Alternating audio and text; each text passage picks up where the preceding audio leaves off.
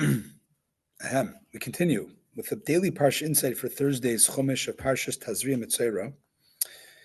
And on the verse in today's Chumash, chapter 14, verse 21, Imdalhu ve'in yodem aseges. If he is poor and cannot afford more, he brings, instead of 3 animals, he brings 1 animal, 1 sheep, and 2 turtle doves or doves.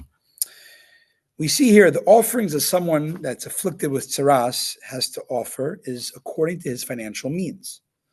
The Torah gives a sliding scale depending on the person's financial ability. We see here an example of the principle that God asks of us only what we are capable of. Famous Midrash, God only asks a person to do what they're capable of. This holds true of what Hashem requires of us materially, giving sheep or the birds if he can't afford it. It also applies to what Hashem requires of us spiritually. What's the spiritual dimension of the sacrifices?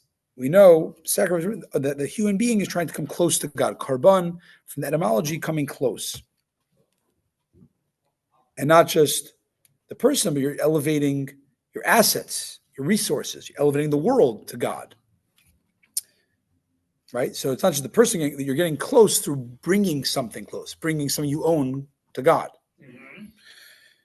In other words, in the mission of bringing the world closer to God, God requires us to fulfill this mission to the maximum extent we possibly can, but not beyond this.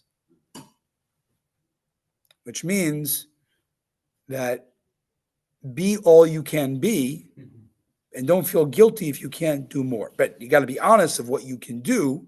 And for that, we said in Pirkei Avot, past Shabbos, Aseh l'charav, make yourself a rabbi who's your coach, who's your mentor, who can really gauge you're maximizing your abilities. And then be comfortable